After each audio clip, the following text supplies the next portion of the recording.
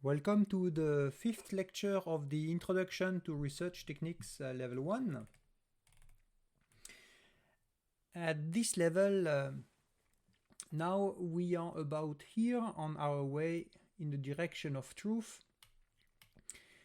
We have passed the preparation, we have passed the bibliography, the literature review. We are now finishing the protocol design on the way to measurements.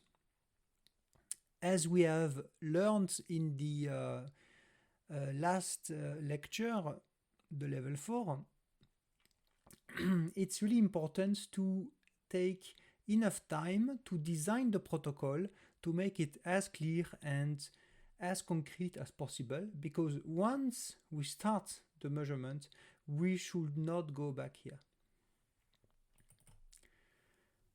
At this point, we are going to do measurements, which can be translated in data collection or observation. Observation is a fundamental step in research, and you can summarize probably most of the research as the picture of this little boy looking with deep interest at some small animal. And you can imagine that this small boy is you looking at your system of interest. So what is the system of interest? Is whatever is concerned by the question you were asking. If you were interested by, for instance, all the shops in Marzal Sharif, then instead of this small animal here, you have all the shops of Marzal Sharif. If you are interested by the population in the mountain of Kandahar province, then this small animal represents all the villages and all the people of these mountains. And of course, because you are interested into this system of interest, you are going to observe it. And this observation is going to be a direct consequence of your interest. So of course you are going to wonder, so probably this little boy wonders, is that alive? Is that soft? Can I touch it? Or even, what does it taste like? At this point, when you find such a small animal, you will need an investigation strategy. And basically there are three strategies: exploratory, experimental, hybrid. If we keep the example of the small boy with his funny animal, exploratory is typically something that you do on something you don't know. So you're really just observing, not trying to test anything. So you are going to leave the small animal walking around, and you check what he's interested in. Does he prefer to stay in the shade or in the sun? Where does it go when he wants to eat? Does it try to defend itself? So you're just going to observe its behavior. If you do a survey, if you do a questionnaire, and then you replace the small animal by population, then you will need open questions. So an open question is, for instance, what is your favorite hobby? And this can be really general. People may say, I like cooking, I like talking with friends, or I don't have any hobby. The question is open because there is a vast diversity of questions. An exploratory strategy is really useful when you want to have a broad view of how the system is. The data are ordinarily really rich because you leave, in the case of a survey, more liberty to the people. But take care, because it's also more complex to analyze. If you need to analyze the answers of hundreds and hundreds of persons, and if for that you need to read and categorize the sentences, it's more complex. And also there are more efforts expected. So if you ask, what is your favorite hobby? It's more difficult than to say, do you like cricket or not? For that, there is the second one. It's called experimental. Experimental, typically you are going to test hypotheses. Now you have your small animal, you can see it can move, and you say, how fast is that? Is that faster than a snail, or faster than a ant, or faster than my cat? And then, or does it eat milk? Does it eat bread? So here you're going to test hypotheses. The advantage here is typically that it's more focused. For instance, my small animal, does it eat bread or not? The answer is pretty obvious. It's yes or no. So it's more precise. It's also easier to analyze. Take care that when you do such an experimental investigation, there is a risk of the so-called dead angle. Typical example of a dead angle is, for instance, if you ask the question, do you support the Afghan or the Indian cricket team? You assume that the people will answer Afghan or Indian. But the truth is some people don't care about cricket. So how are they supposed to understand that? These people are not going to be taken into account. That's why the third strategy is a combination of both open and closed question. So you gather both exploratory and experimental. For instance, you can have 10 questions which are experimental, where you test hypotheses, and one question in the end that remains open to be sure that if the people want to say something, they still have the space to tell it.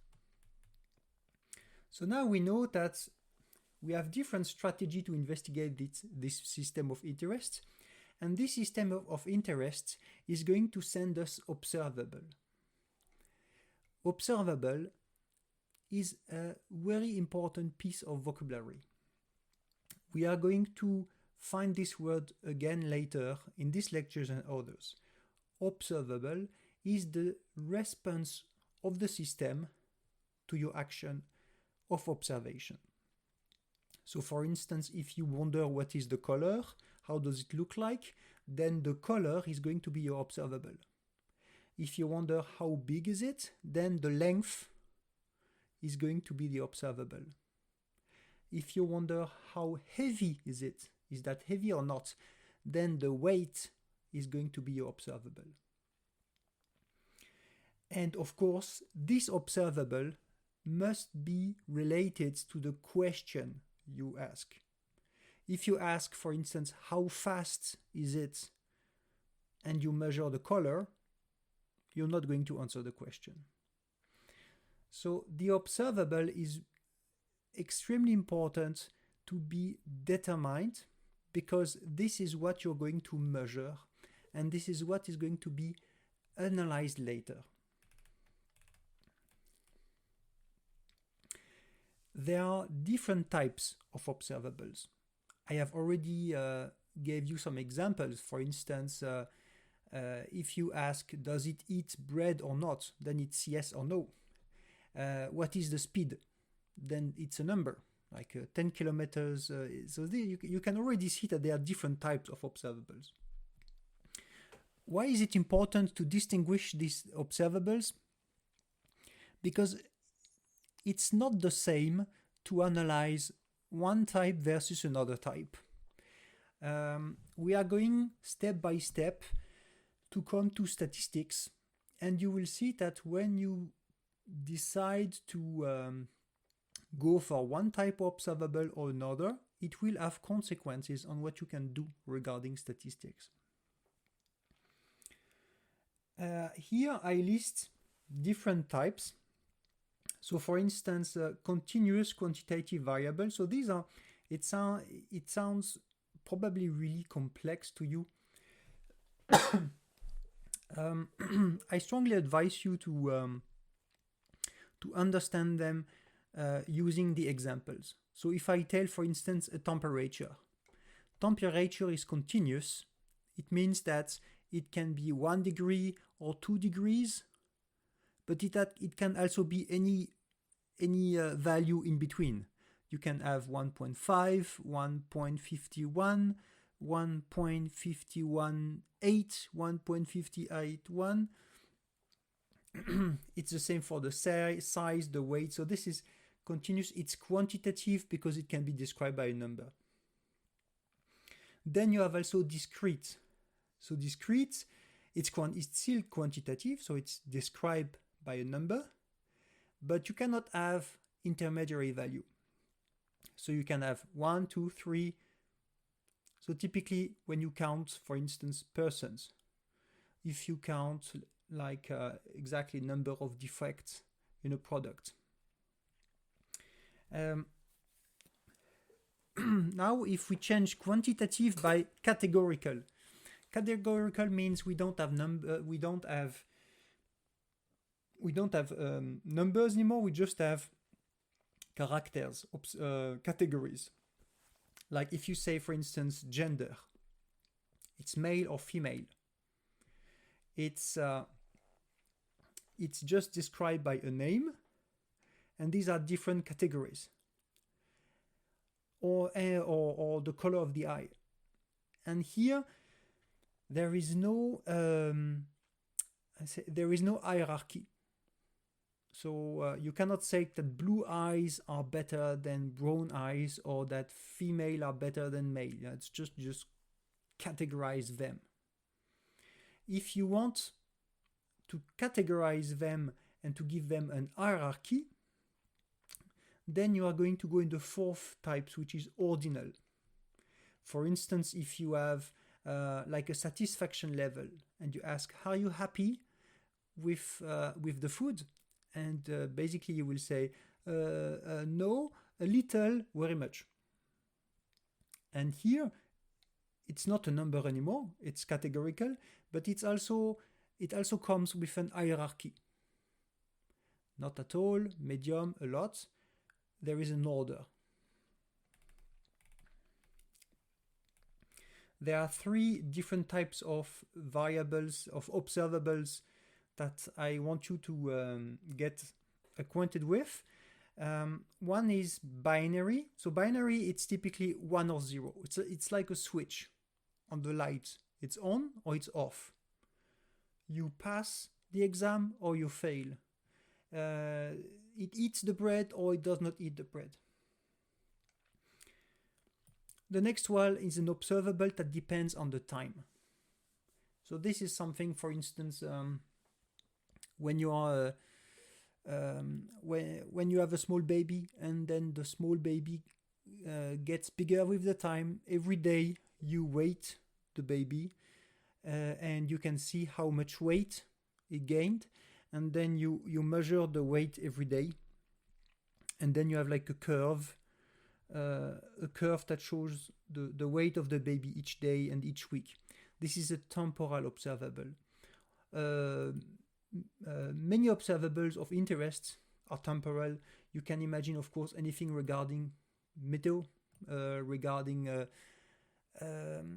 finance as well, evolution of population. A lot of really interesting variables are temporal. And if we speak about temporal variables, we must of course talk about spatial observables. So spatial are observables regarding to the geography. So what is the exactly the density of population in a region? If you look at a map to say where do people speak Chinese, where do people speak Spanish, what is the place where the ocean is deeper? Anything related to geography is going to be spatial. So here you can see we have been through 7 types of observables.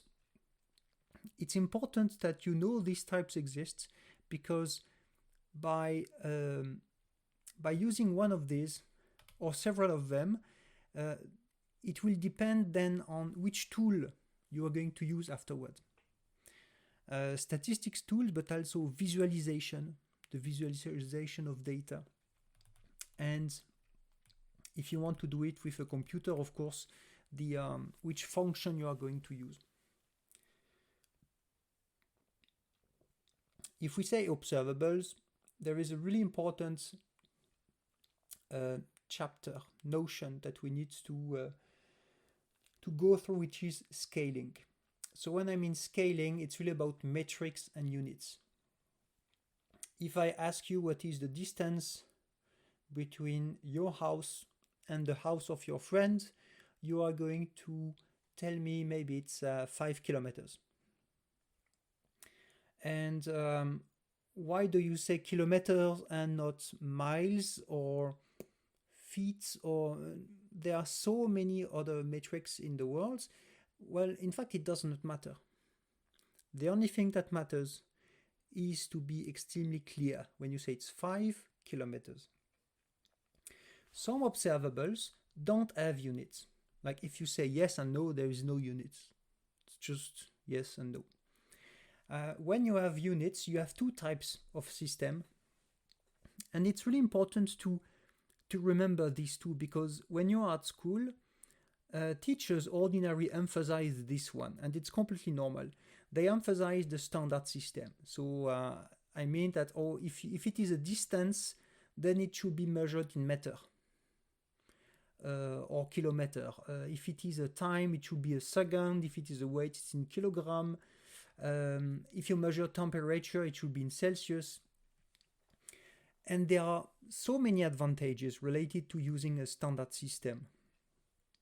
But the truth is that when it comes to data collection, real world data collection, it's not always easy to measure that, especially given the constraints we have in this lecture. You don't necessarily have access to this kind of tool. For that, you have so-called ad hoc system. And this ad hoc system, if you are interested in the history of science, it's something that has been used for centuries when people wanted to measure something. So typically, you're going to use a definition that is adapted to the system, a definition that is easy to measure and easy to understand. I'll give you an example, okay? Look at this woman. She's making bread. To bake bread, the oven is a hole in the ground. The oven must be warm. It must be really hot. So you could imagine that, well, you need a thermometer, and when the thermometer tells you 500 degrees Fahrenheit, then it's okay. But you can, maybe this woman, she lives in a village. She does not have such a thermometer. And even if she had, the thermometer does not go to 500, or the thermometer will burn. So it's difficult to use the standard system here. The way to do that, and I know that because I have baked bread myself, is how do you do that? You just throw some flour in the oven. And so the flour is a white powder, and if it turns black, then it means it's hot. It's hot enough. So you can see that here, by doing that, I send flour and it turns black. It's a definition that is adapted, that is easy to do, easy to observe. Does it turn black or not? You get a measurement. You could translate this measurement into the standard system. And especially it is possible to apply it. So do not underestimate these ad hoc system, because they make many data collection much easier. Important is whatever you do, whatever you use, either this or this, always specify what you do. Always specify. Of course, you probably think, but if I just send some flour in the oven, it's not going to be precise. And you're true. At this point, we start to talk about errors and uncertainties, because no measurement is perfect. If you have something where people claim having zero error, zero uncertainty. It cannot happen. And you see here that I say error and uncertainties. I use the two words because these are two different concepts. Knowing the errors and the uncertainty of a measurement is one of the most difficult and the most important step. We will start with the errors. If you have a target like that and you aim at the red dot, you throw the arrow and you miss the red dot. You want it to go there. This green line here describes the error. It's by how much you have been off from the target. So the error is the difference between the value that you obtain by your observation and the real value. Let me give you another example. You can estimate the age of someone just by looking at the face. And imagine that I estimate the age of my mother to be 50 years old. But her true age is not 50, it's 55. Then the error, being the difference, is 5 years. Okay, this is how we compute the error. So now in a measurement, when there is an error, it must be corrected. So how to correct for an error?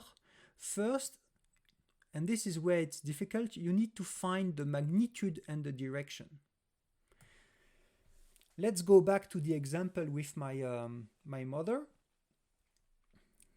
Imagine that I test myself on different people and I realize that I have a tendency to judge people younger, and younger by about 7 years. It's a tendency. I think that when I look at someone, I estimate that they are younger by about 7 years.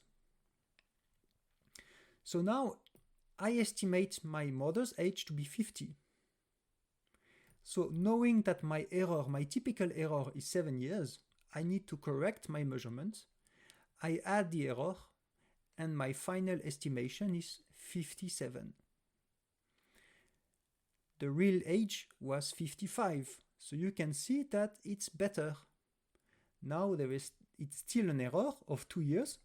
It's not 5, but it's smaller. The equivalence when you send an arrow is that first you throw one arrow and then you realize that you're a bit too high. So you aim a little differently, you adapt your aim, and then you send another arrow and then you check the distance and you send another arrow, etc.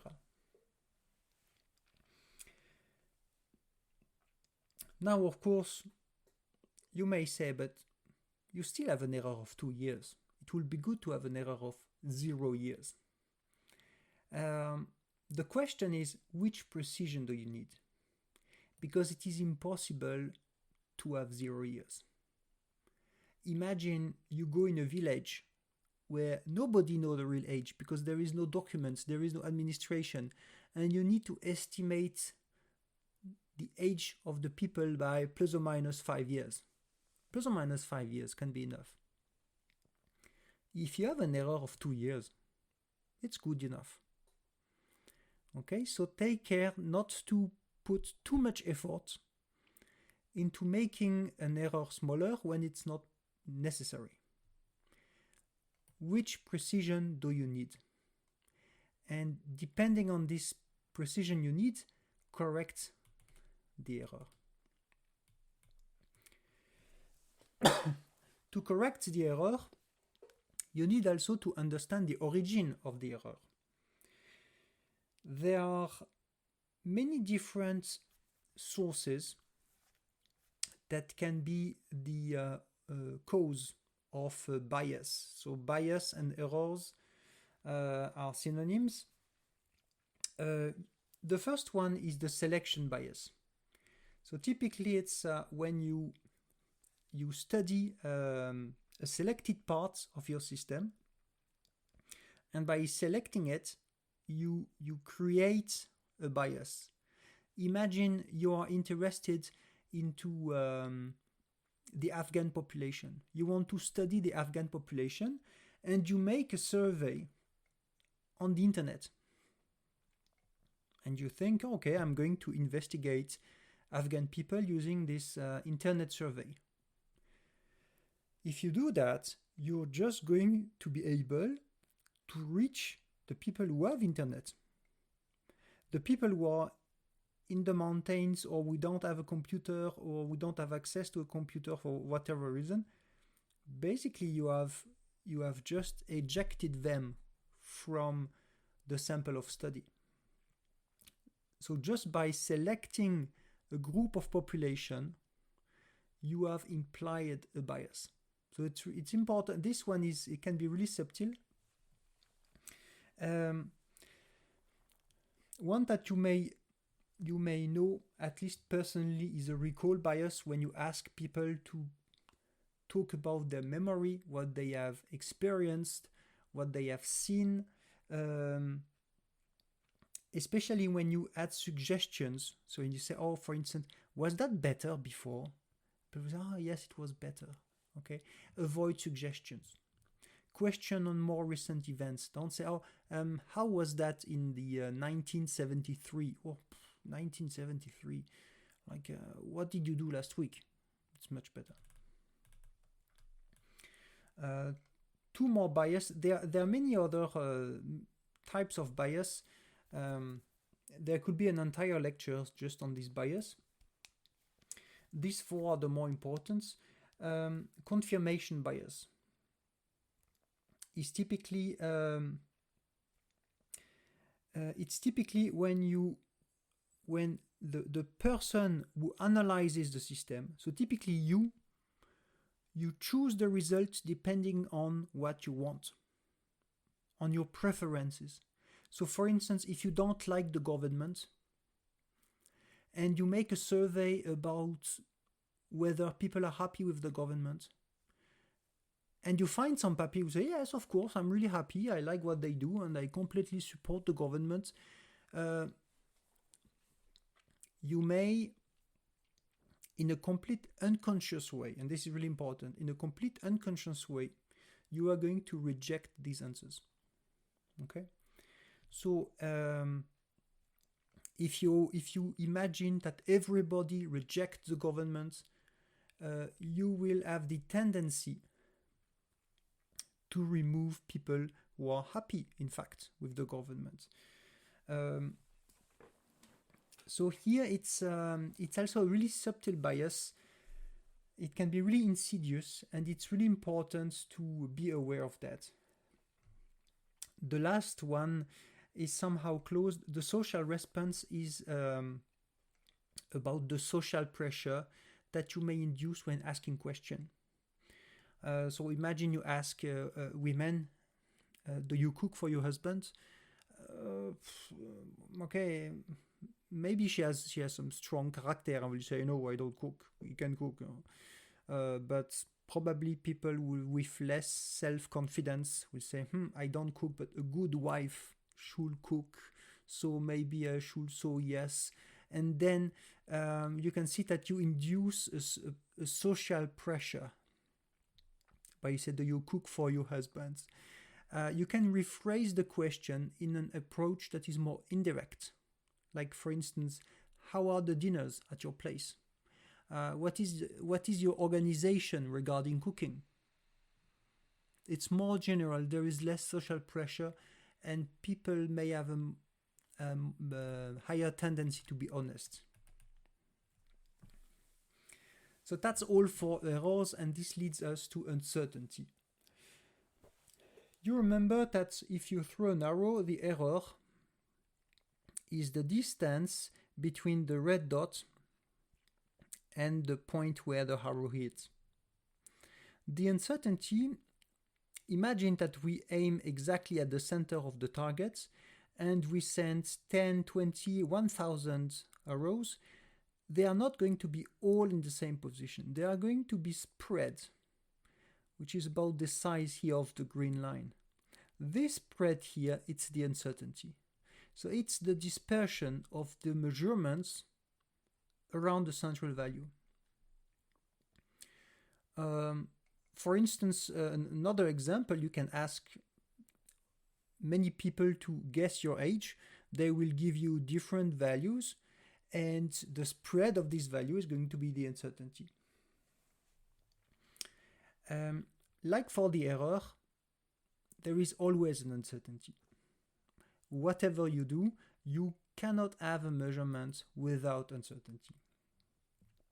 And here, it's the same. There is a whole, in statistics measurements, there is a lot of formulas, tools to estimate with this.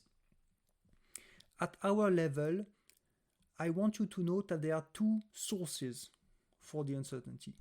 The first is called statistical uncertainty, and the second one is called systematic uncertainty.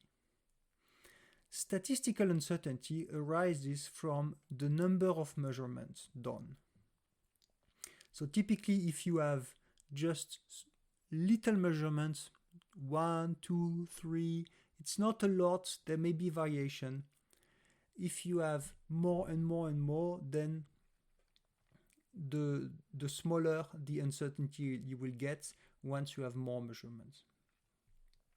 We are going to develop this idea in the next course, where we'll see more statistics. The second source of uncertainty is called systematic, and this is related to the tools you use. For example, if you want to measure a distance with your school ruler, I am pretty sure that it cannot go below 1 millimeter, or maybe 1/2 millimeter. But typically a ruler doesn't go much smaller. So your uncertainty here is 1 millimeter or 1/2 millimeter. And you can say that you cannot measure things smaller than that, because this is the basic systematic uncertainty of this tool. Contrary to errors, uncertainties cannot be corrected. You cannot say, I take this millimeter, no, it's a spread, it's a void, it's like a cloud, it's something you cannot see through. So you cannot correct, but it must be given. So here, if you measure a distance, you will say, for instance, it's 5 centimeters plus or minus 1 millimeter. Or here, if I guess your age, I will say it's 21 plus or minus 5 years old. So when I say plus or minus 5 years old, I say that, okay, it's between 26 and 16. It's like a window. And this is where uncertainty gives all the value to the observation. Why? What would you say if I say, I think your age is 21 plus or minus 50 years old? Yeah, okay, then you could say anything. Okay, 21 plus or minus 50, no, this measurement has no value. This measurement has more value. But it's the same estimation, 21. What is the difference? The uncertainty. If with your ruler you measure 10 centimeters plus or minus 1 millimeter, or 10 centimeters plus or minus 1 meter, it's the same measurements, but the uncertainty is different. And the uncertainty gives the value of the observation. This is really important.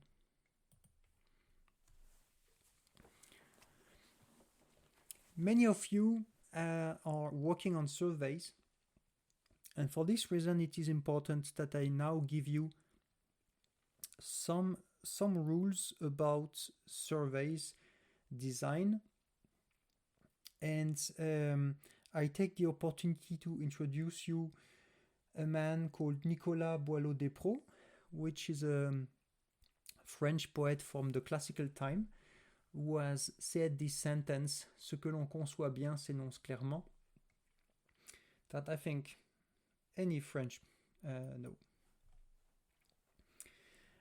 We are going to go through nine points just to give you some clear indication of what to do, what not to do. The first is, I think it's obvious, it's clarity and simplicity, which means that the question should be easy to understand, to avoid technical terms. So, for instance, if you say, "Oh, do you prefer gelato or Kuglov?" I say, "Okay, what is gelato? What is Kuglov?" Okay, gelato is a type of ice cream, and Kuglov is a type of cake. If you ask that, nobody is going to understand. So, rather say, "Do you prefer ice cream or cake?" Second point is objectivity. This is closely related to one point we mentioned during the paragraph on the errors, is that if you ask a question with a certain bias, you can influence the answer. Imagine you say, is cricket a stupid sport?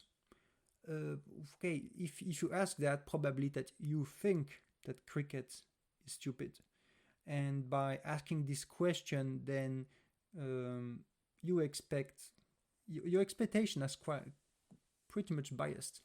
On the other side, if you ask, could cricket be improved? Maybe it's a game that should be improved, but it's more open, it's more neutral as a question. The third part regarding relevance is make sure that all your questions are relevant to the main topic. So if you are interested in for instance, the Afghan culture, don't suddenly ask, what kind of car do you drive? And say, what is the connection with? It's not relevant. Make sure that there is a coherence between all the questions. And this coherence should be also strengthened by a logical order, which means that the questions must be organized logically. For instance, you should not say, okay, what is your name? Do you have a brother? Do you own a goat?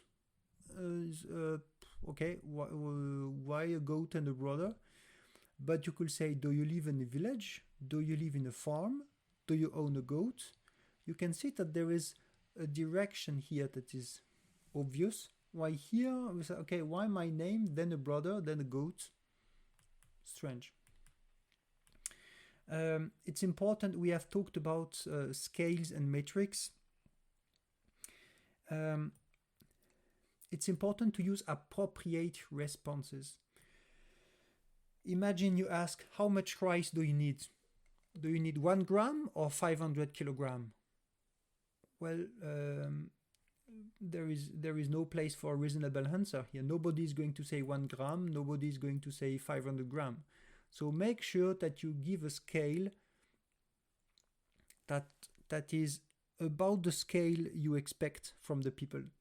So rather say, how much rice do you need? 1 kilo, 5 kilo, or 10 kilo? This is more reasonable. Of course, avoid duplicate question. When you have two questions that look the same, it's better either to remove one or to split these into different, more precise questions. Once you have a survey questionnaire ready, I invite you to test it on a small sample of people. It can be your family, it can be your friends, because sometimes just by testing it on a small group of people, you can easily identify problems and then, for instance, reward the question. Anonymity in confidentiality. People will be more honest if they feel that their answers are safe. And of course, they will give better answers if the questionnaire is clear. So if you say, here just do that, here answer that, it must be extremely clear so that, for instance, you can use multiple choice, and then you are sure that people will go to the end of the questionnaire. With that, your assignment for the next week is to finalize the protocol if you have not done, finalize the survey, and I think we will all be ready to start data collection, which means we are going to start the measurements, and the next step will be data harvest and data analysis.